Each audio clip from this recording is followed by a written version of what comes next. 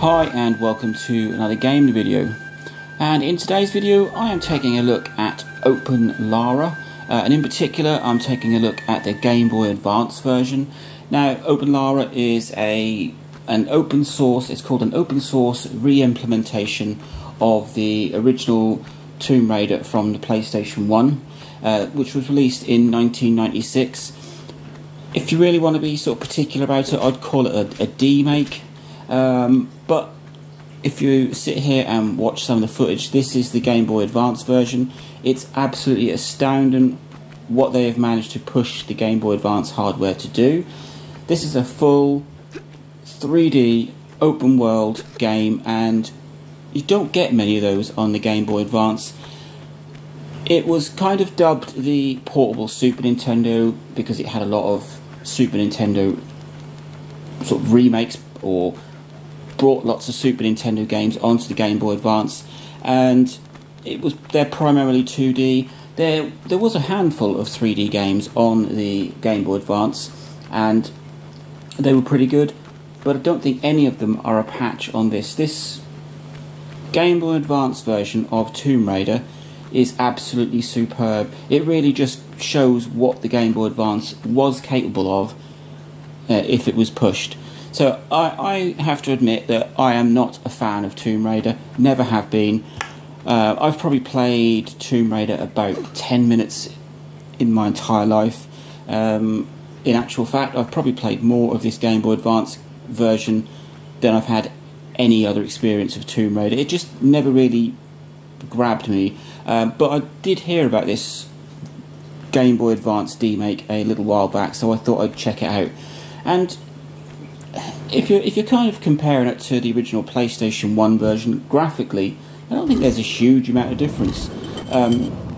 Okay, it's probably a bit flatter and a little less texture, but the gameplay itself is superb. Now, you can download the ROM, you can play it online in a browser if you like. There is available for a few other systems, the Xbox, 3DS, 3DO, iOS, PlayStation Vita, Switch, Xbox One, and a number of others.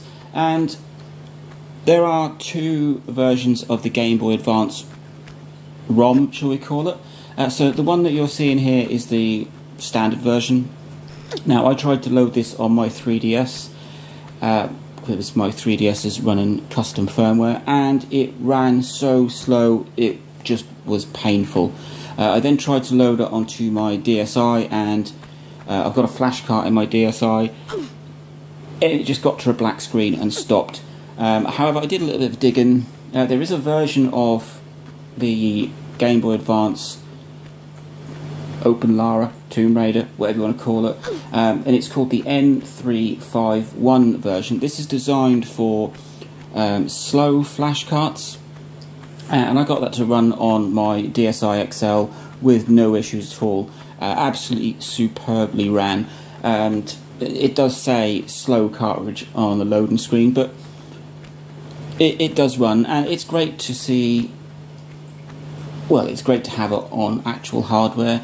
I don't have a flash card for my Game Boy Advance, otherwise it would be awesome to be able to play it on there. So, make what you will of it. This is obviously some unofficial, fan-made port, maybe proof of concept kind of thing, to show you what could be done. Like I said, I remember reading about it a few months ago, and just how much work had gone into scaling down even the PlayStation 1 version down to fit onto Game Boy Advance hardware and run like it does. And as you can see from this footage, it's absolutely superb. There's a frame counter in the top, and it dips sort of between 14 and 30 frames per second. Absolutely perfectly playable. It is just amazing. Controls, well, you are stuck with Game Boy Advance controls, and playing anything 3D on a D-pad is a little tricky. I found it quite difficult to master. Obviously they got to try and cram all the controls down into just those A and B button and your shoulder buttons. It took me a very long while to bring up this inventory and work out how to switch guns on. But as you can see, even that works. Now the only thing I couldn't work out how to do, so if someone knows, or maybe I've just missed it somewhere, is how to put your guns away again. Because your shoot button is the same as your grab button, I think. So if you're trying to jump up a wall and you've got guns out, you can't do it, you need to put them away. I couldn't work that out anywhere.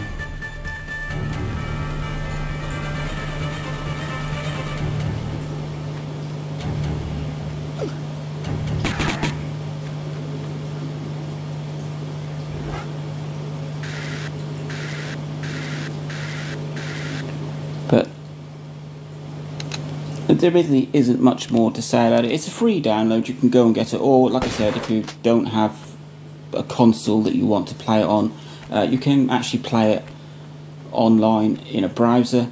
I think you get slightly different versions depending on what system you run it on. This Tomb Raider for the Game Boy Advance has a slightly different look to the one that you'd play in a browser, and I think that's down to the Game Boy Advance hardware. I am always a big fan of demakes, so you've got things like the Super Mario Galaxy demake of the Wii version down to the DS. That's superb.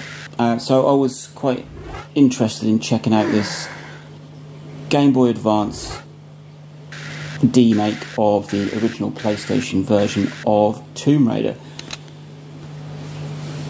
So I'm gonna leave you here with a bit of footage of me playing. At this point I just couldn't work out what to do. I couldn't work out how to get rid of the shotgun, so I just went on a little walk. So if you know how to get rid of the shotgun, then drop a comment and let me know, because I think it stops me from progressing a little further in this level.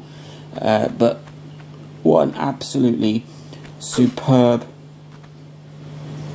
version. We'll call it a version, because I've used the word demake too many times. It just shows off what the Game Boy Advance is capable of, and I think it's a very underrated system. I've never been a huge fan of it, but it is capable of some very decent games. So there you have it. That is me showing you the Game Boy Advance version of Tomb Raider, an unofficial open source re-implementation, or a demake, 3 levels of gameplay. And if you want to run it on actual hardware, you might need the N351 version, but I was using an emulator to capture this footage, and that used the normal version. So link, like, subscribe, enjoy.